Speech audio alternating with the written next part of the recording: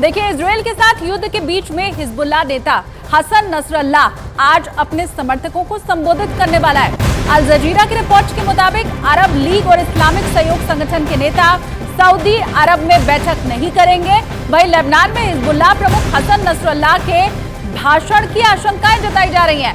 इस भाषण से पहले हिजबुल्लाह ने एक वीडियो भी जारी किया जिसमें नसरल्लाह की स्पीच का कुछ अंश है और हिजबुल्लाह के इजराइल पर हमले की तस्वीरें हैं।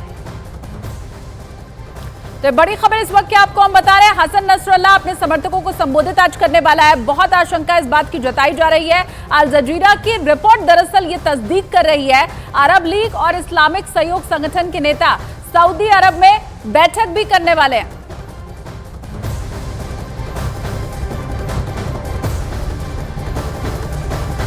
इजराइल अपने पुराने रिकॉर्ड पर कायम है। इजराइल के एक सैनिक के बदले दुश्मन के 10 सैनिक।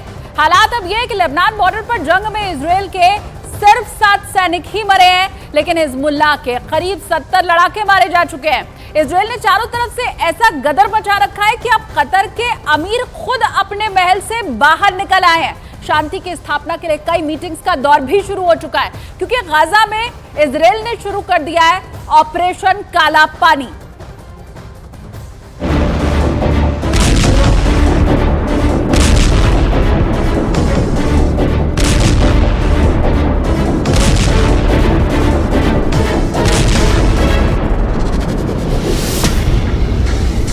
गाजा की तबाही इतनी भयानक है, अब शब्दों में बयान करना मुश्किल है।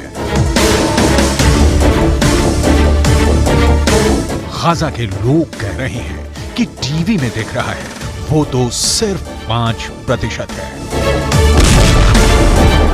गाजा वो नरक बन गया है जहां जिंदा रहने के लिए कुछ नहीं है।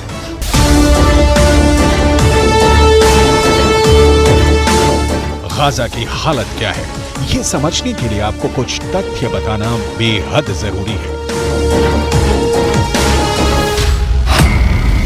इजराइल ने गाजा को एक बारूद का रेगिस्तान बना दिया है, जहां पर हर जगह सिर्फ लाइन और सिर्फ लाइन ही नजर आ रही है।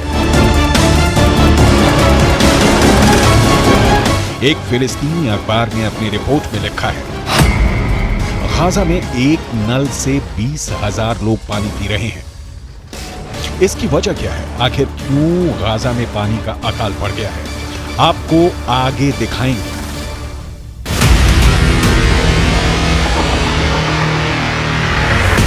फिलिस्तीन की ही एक और न्यूज एजेंसी का दावा है कि गाजा पट्टी के अंदर खान यूनुस कैंप में एक शौचालय का इस्तेमाल 600 लोग कर रहे हैं। आप सोचिए जरा हालात क्या है। खान यूनुस गाजा पट्टी के दक्षिणी हिस्से में आता है और ये वो इलाका है जहां दावा किया गया है कि इजराइल हमले नहीं कर रहा है, लेकिन वहां भी ये हाल है कि हर तरफ लाइनें ही लाइनें नजर आ रही हैं। फिलिस्तीन के ग्राउंड रिपोर्ट कर रहे पत्रकार ये दावे कर रहे हैं कि अब उत्तर गाजा के अंदर रोटी बनाने वाली एक भी बेकरी नहीं बची है, क्योंकि सारी बेकरियों के सोलर पैनल ही एयर स्ट्राइक में नष्ट कर दिए गए हैं।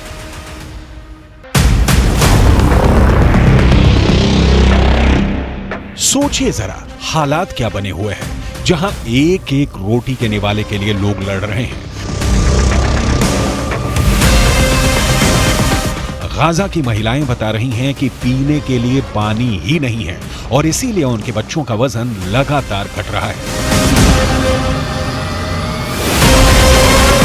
सबसे ज्यादा बुरे हालात बच्चों के नजर आ रहे हैं, क्योंकि करीब 5,000 बच्चे इस पूरे युद्ध में अब तक मारे जा चुके हैं और फिलिस्तीन दावा ये कर रहा है कि इतने बच्चे तो 1967 के युद्ध में भी नहीं मरे।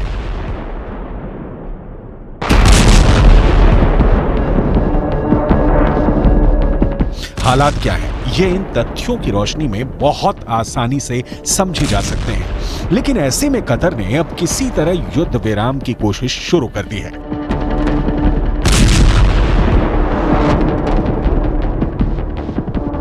अरब देशों के शिखर सम्मेलन के ठीक पहले कतर ने पूरी ताकत झोंक दी है कि किसी तरह युद्ध विराम करवाया जाए, किसी तरह नेतन्याहू पर दबाव डाला जाए। इसकी पुरजोर कोशिश की जा रही है। अमेरिका ने पहले ये घोषणा कर दी थी कि गाजा पट्टी के अंदर 4 घंटे का मानवीय विराम रहेगा, यानी 4 घंटों के लिए कोई गोलीबारी नहीं होगी और लोग उत्तर गाजा से दक्षिण गाजा की तरफ जा सकेंगे। लेकिन अब नेतन्याहू ने यह साफ किया है कि इजरायल की तरफ से कोई भी युद्ध विराम नहीं किया गया है।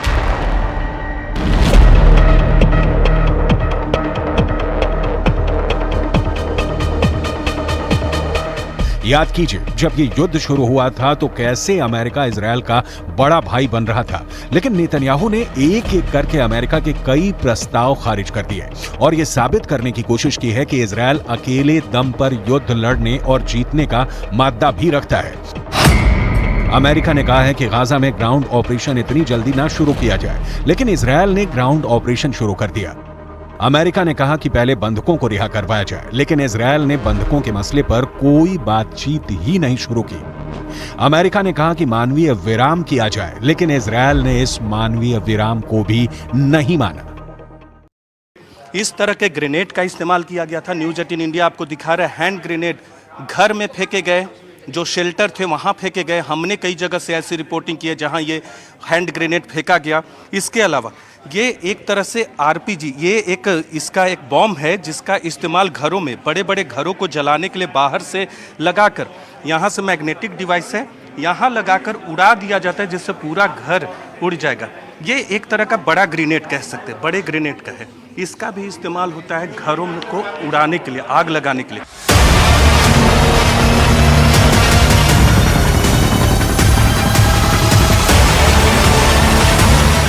इजरायल बहुत बेरहमी और क्रूरता के साथ हमास का सर्वनाश कर रहा है और इसमें सबसे बड़ा नुकसान गाजा पट्टी के लोगों को भी झेलना पड़ रहा है।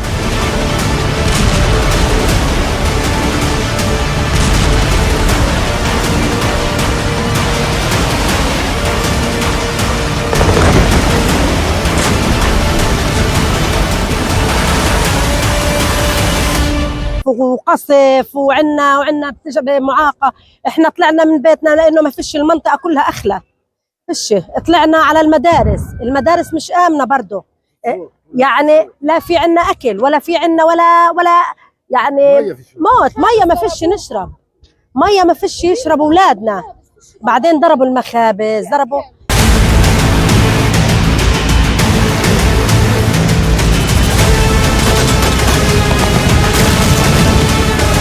अब जरा ये तस्वीर देखिए। गाजा पट्टी के अंदर लोग खच्चरों पर पानी की टंकी ले जा रहे हैं।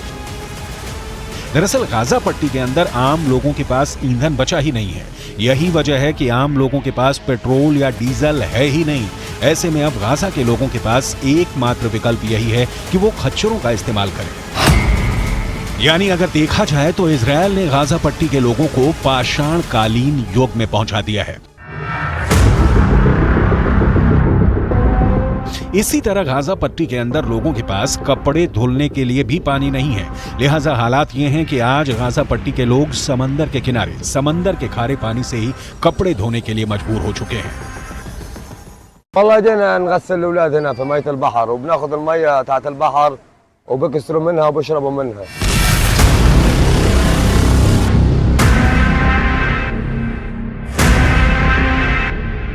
गाजा पट्टी के अंदर बीते एक हफ्ते में अब तक 8 अस्पतालों पर हमले हो चुके हैं। इजरायल ये दावा कर रहा है कि ज्यादातर अस्पतालों के नीचे हमास के अड्डे और सुरंगें हैं। अब ऐसे में इजरायल के सामने धर्म संकट खड़ा हो चुका है, लेकिन इसके बावजूद भी इजरायल गाजा पट्टी के अंदर अस्पतालों में ऐसे हालात पैदा कर रहा है कि धीरे धीरे लोग खुद ही अस्पतालों को खाली कर दें।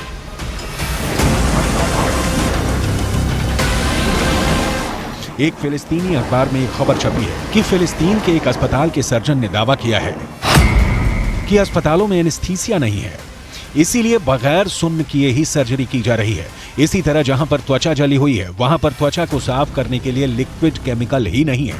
गाजा पट्टी के अंदर इस वक्त 50,000 महिलाएं गर्भवती हैं जिनके लिए अस्पताल ही नहीं है, क्योंकि सारे के सारे अस्पताल भर गए हैं। हालात काफी बुरे हैं।